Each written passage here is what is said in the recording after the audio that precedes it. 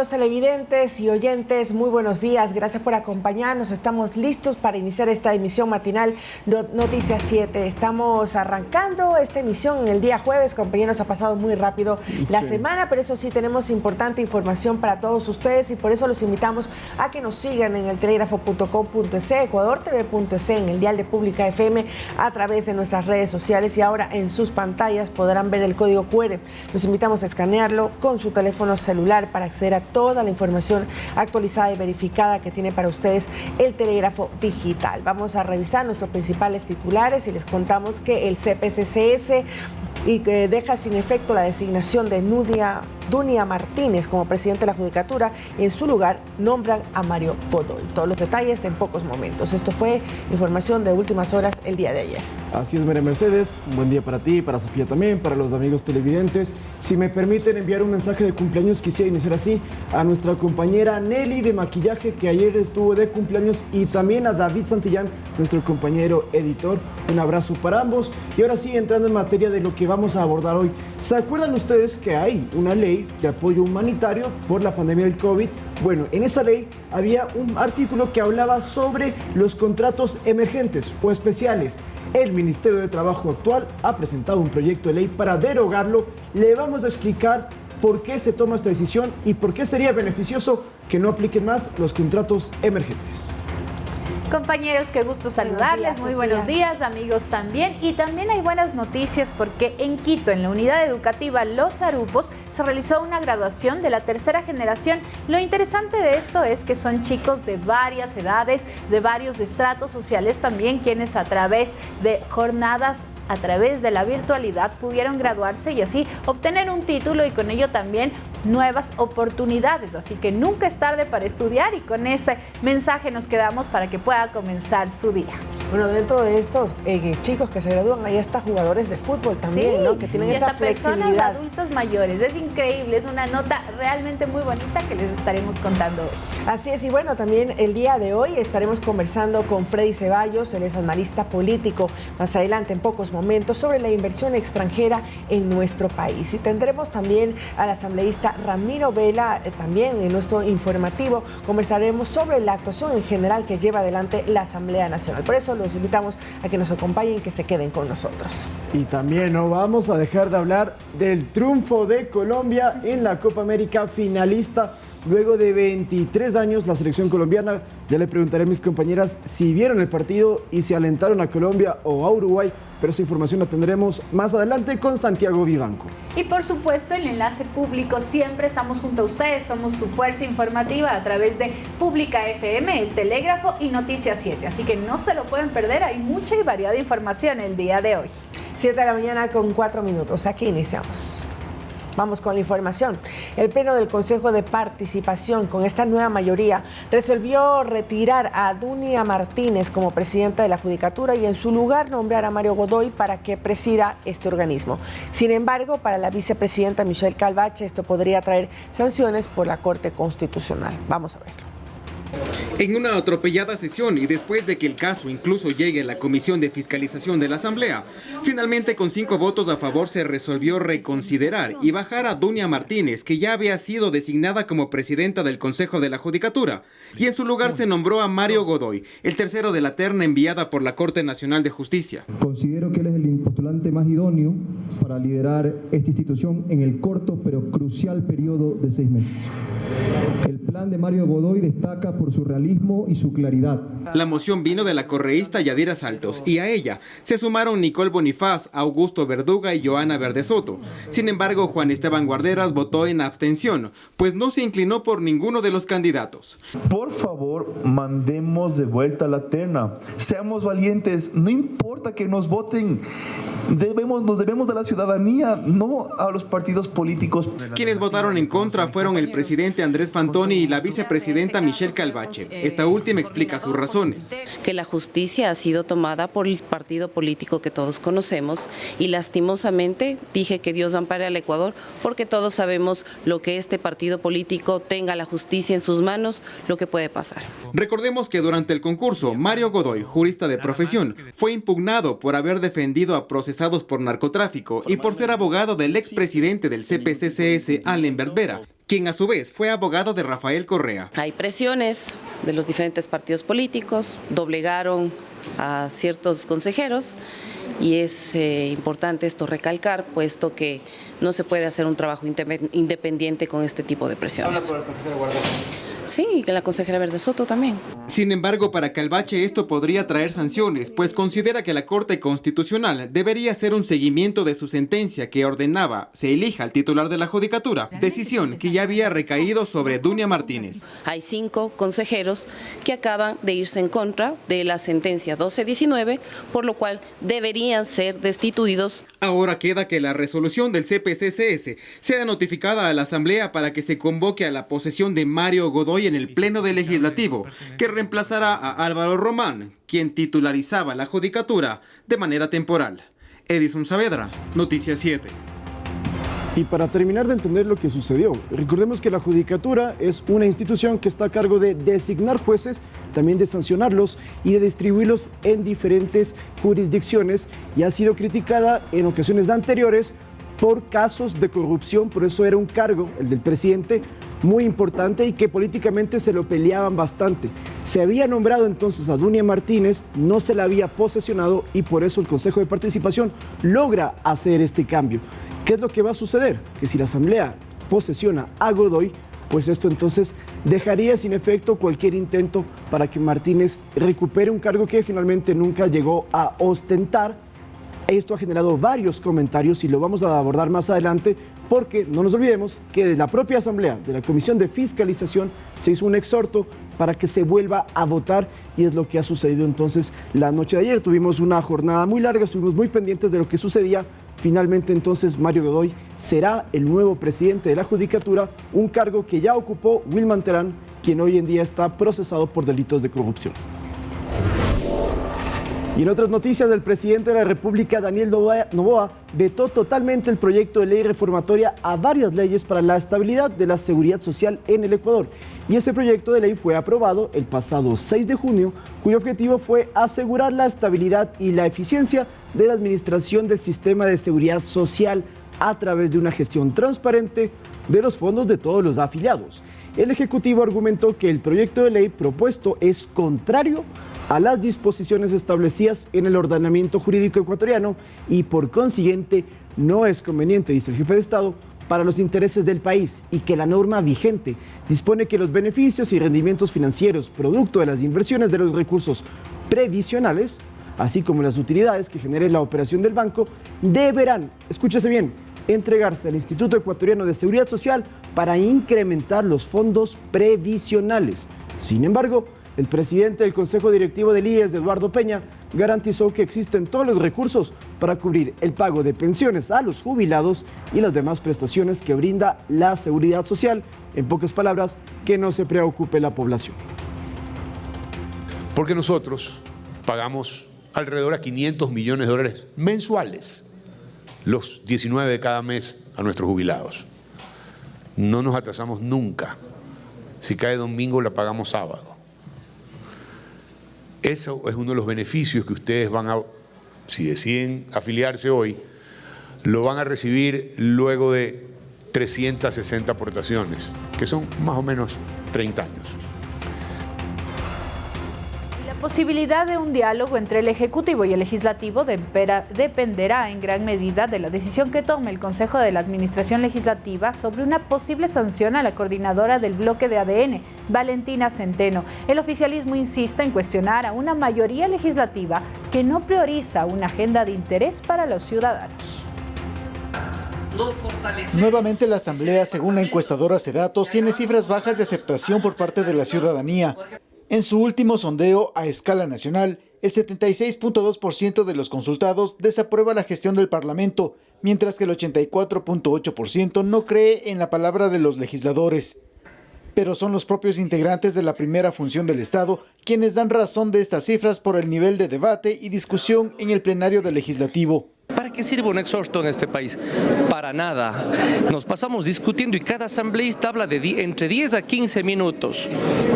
¿Se imaginan lo que es aguantarle a un asambleísta hablar 10 o 15 minutos hablando de exhortos? Yo no soporto eso. En las pocas intervenciones que he tenido en este pleno he hablado máximo 3 o 4 minutos y he dicho las cosas como son, porque me canso de oír a los políticos y sobre todo en discursos que al final resuelven exhortar y para eso cobran sueldo. Además que en las sesiones de algunas de las comisiones legislativas, la única agenda consiste en realizar permanentes solicitudes de información y convocatorias de comparecencia a ministros de Estado sobre determinados temas.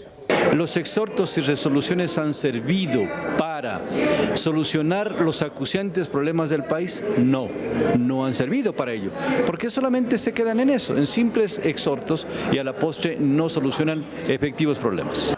Ahora, puede ser a corto plazo una nueva complicación para un diálogo entre estas dos funciones del Estado, una posible sanción que adopte el CAL en contra de la coordinadora de la bancada de ADN, Valentina Centeno, por haber afirmado que la mayoría legislativa pretendía inhabilitar al presidente Noboa. Mi defensa será en torno a decir la verdad, a decir las cosas con todas las letras, como falta aquí en el Pleno de la Asamblea, porque hay libertad de expresión para unos que vienen aquí a decir groserías que constantemente dicen en contra del presidente, de su familia, de su esposa, de sus hijos, de su padre, de los distintos asambleístas, de mí como jefa de bancada, pero ahí sí todos escuchamos y aplaudimos y nadie dice nada. Pero cuando la jefa de bancada de gobierno hace una intervención diciendo la verdad, pues ahí sí intenta ser sancionada y me encuentro ahora en un proceso en el CAL. Jorge Acaiturri, asambleísta del PSC y miembro del CAL, se expuso cauto ante lo que pueda decidirse. No me anticipo nada, vamos a ver cómo se da el procedimiento y vamos a ver las pruebas y el descargo. Después de eso, al menos ahí puedo hablar a título personal, yo voy a tomar una decisión. A los actuales asambleístas se les termina su periodo en mayo del 2025. En su momento se verá si su trabajo a la larga dio frutos, como tanto ahora lo alardean. Javier Ceballos, Noticias 7. El Ministerio de Trabajo solicitó el apoyo a la Asamblea para dar por finiquitado la aplicación de los llamados contratos laborales emergentes que se implementaron en el país en el contexto de la pandemia por el COVID-19. Según esta cartera de Estado, pese a que la Organización Mundial de la Salud ya determinó el fin de la pandemia, muchos empleadores siguen aplicando estos contratos que vulneran los derechos de los trabajadores. Por eso promocionamos una ley de apoyo humanitario. Son 8 artículos contemplados en el capítulo 3 de la Ley de Apoyo Humanitario que ideó el expresidente Lenín Moreno en el contexto de la pandemia por el COVID-19. Entre las medidas dispuestas se planteó la creación de los llamados contratos laborales emergentes, cuya esencia se orientó hacia una flexibilización de las jornadas de trabajo en una situación marcada por una crisis social y económica que generó el coronavirus. De acuerdo a la visión del Ministerio de Trabajo, hasta ahora hay ciertos empleadores que recurren a la suscripción e implementación de los contratos emergentes que sin la existencia de una pandemia lesionan derechos fundamentales como la estabilidad laboral e igualdad de oportunidades de un trabajador. Si la Asamblea ejecuta la derogatoria del capítulo 3 de la Ley de Apoyo Humanitario, dichos contratos no podrán aplicarse ni renovarse en todos los convenios vigentes por primera vez, lo que incidirá en el retorno de las jornadas habituales de trabajo con un impacto directo en una remuneración justa para los trabajadores. Según datos del Ministerio del Ramo, en el 2023 se concretaron en promedio más de 4.500 contratos emergentes. De enero hasta mayo del presente año, la cifra sobrepasó los 11.000. Esta propuesta de derogatoria deberá ser analizada por el Consejo de Administración Legislativa CAL sobre la base de un informe previo de la Unidad Técnica Legislativa que analizará si el planteamiento cumple o no con los requisitos legales. Con este informe, el CAL calificará a trámite el proyecto y lo derivará a la comisión legislativa respectiva. Javier Ceballos, Noticias 7. Transportistas continúan las mesas técnicas con el gobierno tras el aumento de militares y policías en las carreteras consideradas de mayor sensibilidad. Hay un gremio que no se sumará al silencio de motores porque no están de acuerdo con esta medida. Este miércoles empezó a reforzarse el control en las 4 vías más delicadas en cuanto a materia de seguridad que habían solicitado desde los gremios de transporte de pasajeros. Personal policial y militar patrulla 6 provincias, donde más delitos contra conductores y pasajeros se cometen. Guayas, Santo Domingo, El Oro, Los Ríos, Manabí y Azuay. Más presencia de seguridad en las vías era una de las peticiones realizadas en las pasadas mesas técnicas con el gobierno, que ya se concretó.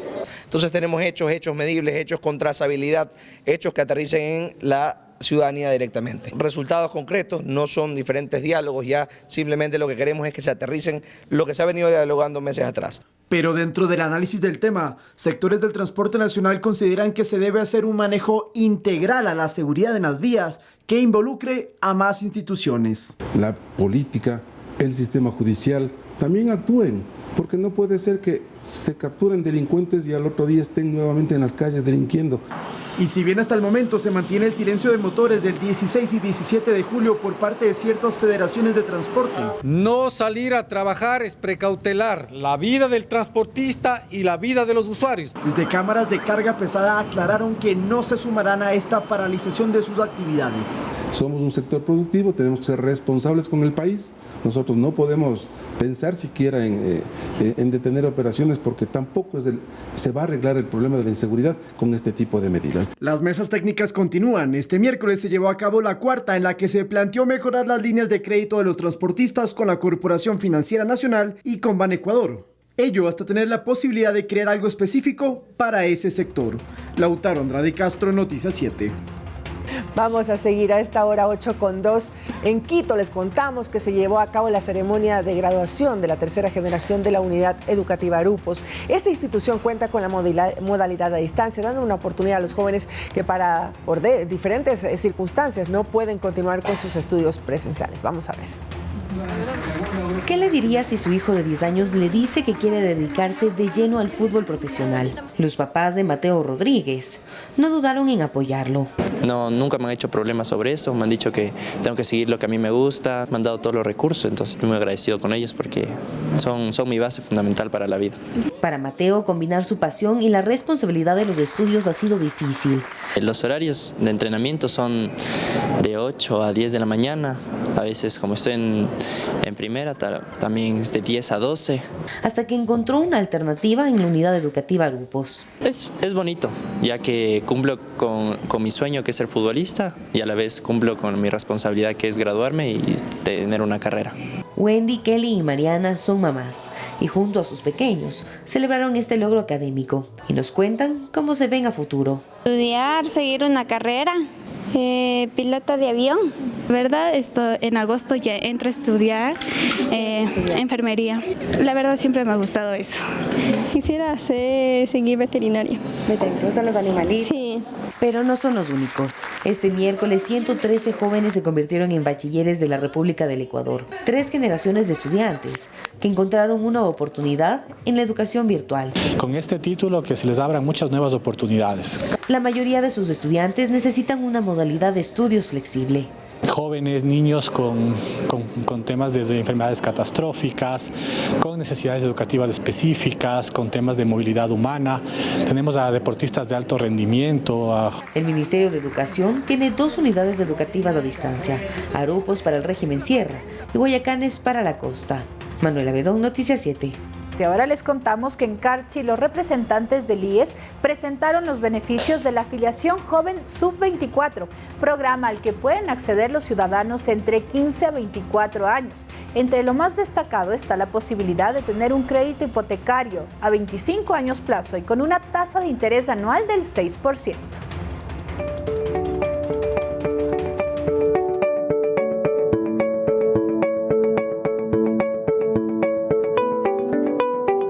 El 6 de marzo de este año, el Instituto Ecuatoriano de Seguridad Social lanzó el programa Afiliación Sub-24. Jóvenes que acceden a este beneficio tienen atención médica, odontológica, préstamos hipotecarios e incluso una jubilación antes de cumplir 60 años. Que a los 55 años aproximadamente ya puedes tener tu jubilación, que lo normal sería a los 60. Y si ustedes deciden afiliarse y una vez que están afiliados y tienen 36 aportaciones, aplican para un préstamo hipotecario. El préstamo a 6% a 25 años para un crédito de alrededor a $50.000 paga una cuota de menos de $270 mensuales. El aporte mensual establecido para este grupo es de $52, bajo dos modalidades, como emprendedores, para jóvenes entre 15 a 24 años, o los llamados voluntarios para personas entre 18 a 24 años, quienes luego de cumplir las 360 aportaciones podrán contar con el pago de su jubilación. Reciben puntualmente su pensión los días 19 de cada mes. Porque nosotros pagamos alrededor a $500 millones mensuales, los 19 de cada mes a nuestros jubilados. No nos atrasamos nunca. Si cae domingo, la pagamos sábado.